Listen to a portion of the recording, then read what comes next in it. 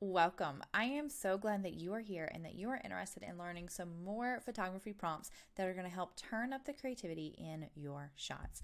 I'm Lauren Hooper and I am a social worker turned artist, and I believe that we can create good through our creativity. I love going places. Traveling is one of my favorite things to do, and I found that photos are the best souvenirs that we can bring home. I also really love making things, and photography is one of my favorite forms of art, and I love to tell stories, especially through my photos, and I'm going to share some tips for you today that's going to help you do that also. You can find out everything about me at lauren-likes.com. So if you are like me, you have a phone and you love to take pictures with it and you do it all the time, and you might think that your photos aren't very good or they don't come out very good, and that's why you're here. Or maybe you just want to liven up your photos and take some better ones and get some more creative shots and ideas in there, and that is what I'm going to help you with today.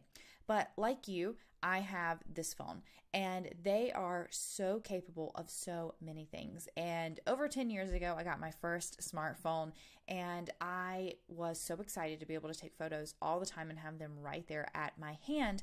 But I realized that my photos just weren't coming out the way that I wanted. They weren't what I liked. They weren't this vision that I had in my head. And so what I started doing was I started learning. I started taking courses like this and webinars and reading and researching and just practicing, trying so many different things, trying to learn how to be a great photographer with my phone. And I eventually was able to learn how to use my DSLR through everything I learned using my phone.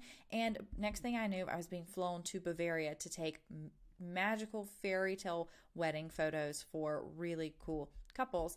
But what was really important for me was being able to use the phone, use the camera that I had in my hand constantly to take beautiful, fun, creative photos of the really important things and the important people in my life.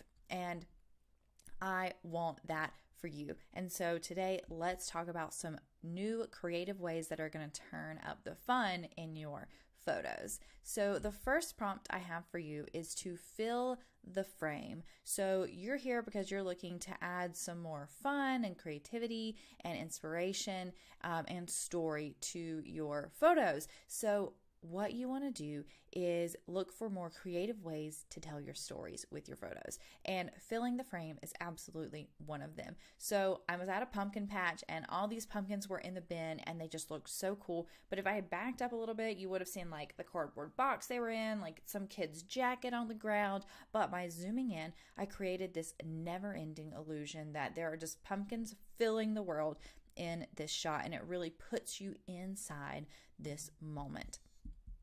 Same thing here. I was on a hike and these ferns were just so cool. I loved all the detail in the shot, and so I got really, really close in. I forgot about all the trees and all the people and everything, and I just highlighted the detail and the texture and the shape in this shot. And this is another thing that you can do. So maybe, one thing is not spilling over the page here, but by zooming in and letting my notebook and my paints and my pens and everything run off the edge, I am able to create this idea and this feeling that there are just art supplies everywhere, that there's so much creativity happening from this shot. And the same thing here. I have just zoomed in on a weaving that I've created so that you're really focused on the detail. And so again, I have just zoomed in, cropped myself in. I'm at like a fair, standing in front of this wall of teddy bears, but you're able to see that I am totally engulfed. It looks like I'm in a world of teddy bears by zooming in and filling the frame. So this is a really fun, easy shot that you can do that's going to make a big difference in your creative photography. Now the next is called the presenter. So this is a really fun one when you want to highlight a smaller item that someone is holding. So your kid and their award or their show and tell, or your cute puppy, or whatever it is. So Erin here is holding the ice cream cone out, and I'm using portrait mode to really get that nice blur behind her, and I am holding my hands out so that you can really see those rocks, and I had my friend tap on just the rocks in my hand to get that focus, and so you can see I'm a little bit in focus, and then as it goes further back it gets more and more blurred. So those are two different methods that you can use to get this nice presenter method. And then what you want to do to make sure that you're really getting the most focus you can is you want to hold your arms out as far as you can away from your body so that the item is going to be the most in focus and everything else behind it is going to be more blurred. Next, I want you to find unexpected ways to take self-portraits. So we've all taken photos where we're, the selfie where we're just looking into the camera, but look for different ways to tell your story, to get yourself inside the photo. So you can see on the left here, we're taking a road trip to the mountains and we've got the pup and the windows are down and the wind's all in his hair. And so you can just barely see me in there, but I'm there. And it tells this whole story from just this little bit of me in this photo. And then next you can see I'm just sitting on the couch reading a book, the dog's watching the birds, and you can see just like the cozy house and the book I'm reading. And so it just shows what I'm doing. It shows my point of view, but I'm still in it. So it's still considered a self-portrait. And then the last is kind of a family portrait where we are going for a walk and our shadows were just so cool. I love the tree and I love the colors in the ground and the textures, the lines, the patterns. I love the little dog's tail in there. But we can see all of us in there, but none of our faces, but still it's a self-portrait.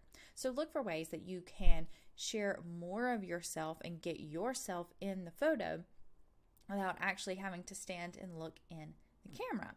So if these tips were helpful for you and you're like, yes, I can't wait to go take these photos, that's awesome.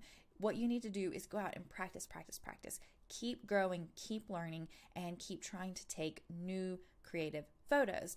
But if you are struggling, if you're like, they're just not coming out the way that I want, they're not looking right, they just don't look the same, what I want you to do is think about this. Have you ever been in a perfect moment? The light was really beautiful and the colors, the background was just like amazing and everyone was laughing and having fun, but you go to pull out your phone and you can't find it, you can't get the camera open, you're trying to like use an app and it's not working, and then you like open it up and you like swing it around and like the light's all crazy, and then you try and like snap a picture, but now no one's looking or the moment has passed, and then you get home and you look at it and it's blurry. It's like useless and you're so upset about it.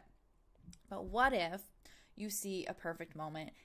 My friend dipped her baby down and our little dog ran over and he was licking his ear and the baby was laughing, and I was able to pull out my camera, swipe it open, frame and click, and now we have this beautiful photo that we all treasure from this split second of a moment that was so important, so precious to us, and it took no time, no fuss, and I ended up with a great, beautiful shot. And that is totally possible for you. You can have that ability too. And in Phone Photography 101, I am going to teach you all of that. You are going to be on the path to taking great photos using only your phone. Yes, your phone. Your phone has the ability and capability to do that. And so in just 45 minutes for only $17, you can learn to start taking eye-catching photos too. There are 11 lessons.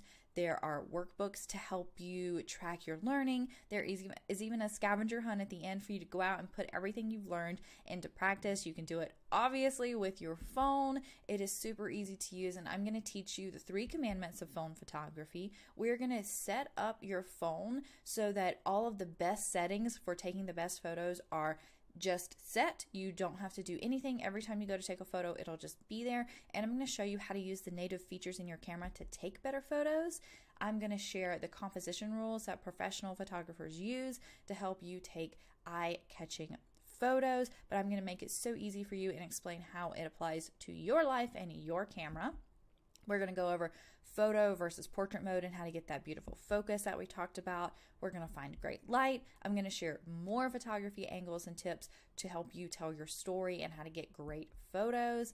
And I'm going to share simple one filter edits to make your photos really, really pop. Plus, I've got some bonus lessons in there for you. So you can get started on all of this right now at lauren-likes.com/photo101 and start taking absolutely amazing photos with your phone. So I'll see you in there, and I cannot wait to see the beautiful photos that you are going to take.